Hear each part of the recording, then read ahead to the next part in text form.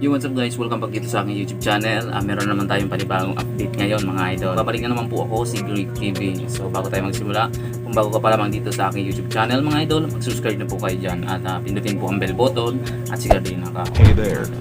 So bago tayo magpatuloy mga idol sa pag-update sa batch na i-update natin ngayon, disclaimer lang po. Kung ano pong inilabas nila na information, yun din po ang ibibigay ko sa inyo mga idol. So ayun mga idol, sa mga bagong subscribers dyan, thank you so much. At sa mga bagong viewers at mga bagong subscribers ko na nag-subscribe sa akin, maraming salamat po. So kahit pa paano inadadagdagan yung subscribers natin araw-araw mga idol. So thank you so much, maraming salamat sa inyo mga idol.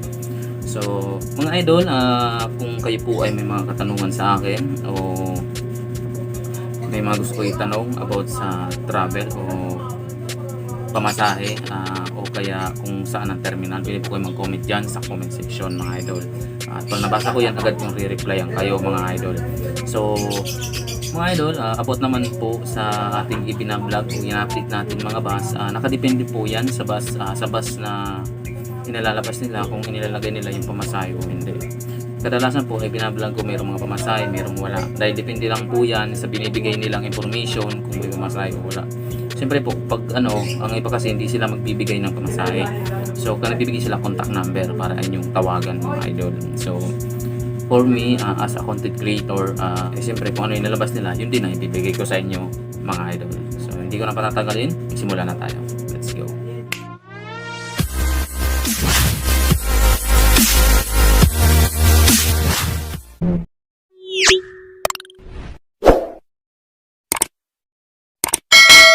Yo, what's up guys? Welcome back dito sa aking YouTube channel. Ang i-update po natin ngayon, ito po yung RMB. Ayan po yung ang RMB. So, naglabas pong information. Ang RMB po ay naglabas ng kanilang information tungkol sa kanilang biyahe. Ayan po. Babasahin ko po.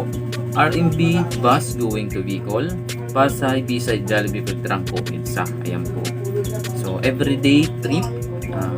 First trip po nila ay ordinary bus 2 PM at ang pasahe nila ay 800 pesos. Ayan po mga idol. At last trip naman po nila aircon bus 9 PM ng gabi, 900 pesos po ang pamasahe mga idol. Kung kayo sumasakay ng RMB o gusto niyo sumakay dyan, mangyari lamang po na pumunta kayo ng Pasay, Bisay, Beltrangco, EDSA. Doon po yan sa may Top Avenue mga idol. Pwede kayong pumunta doon at magpabook. Hey there. Subscribe to my channel. And also press this bell icon. Para naman po sa sumasakay ng CIVL tours going to Samar, Leyte, Calbayog, Tacloban at iba pa. Ang terminal po nila ay kasama lang po ng RMB yan. Pasay, Bisay, Jollibee, Beltrangco, EDSA din po ang CIVL tours going to Samar at Leyte, Calbayog at Tacloban. Ang first trip po nila aircon bus, only 3 PM po ang alis ng bus. Sa mga gusto po mag-book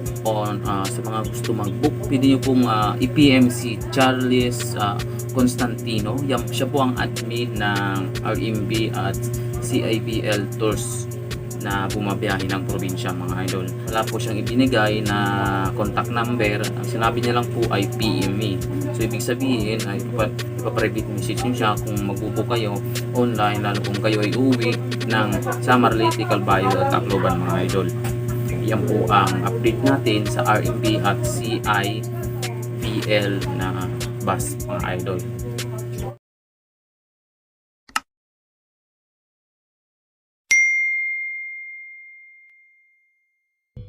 So mga idol, yan po ang update natin sa RMB at CIVL Tours. Sana po ay nakapagbigay ng information o idea sa inyong pag-uwi ng probinsya mga idol. So nandyan na po yung pamasahe ng RMB kung magkano biyaheng Bicol. As CIVL naman po ay hindi po nagbigay ng pamasahe.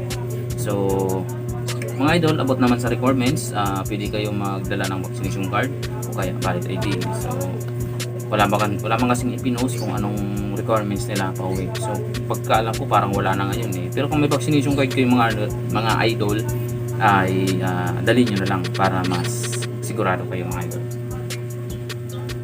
So yung mga idol, yan pong update natin sa RMB at CIBL doors at sana po ay nakatulong ng konti. Maikli lang ang video pero sana ay makapagbigay ng tulong sa inyo pag-uwi ng probinsya mga idol. Dahil malapit na po ang undas, malapit na rin ang Pasko, bagong taon mga idol. So see you ulit sa bagong upload naman. Pasensya na kayo kung maikli lang ang video natin at sana po ay nakapagbigay ng tulong. Kung meron kayong katanungan, mag-comment lang po sa baba. Ako po si Greg TV. Thank you so much sa inyong panonood. Bye bye.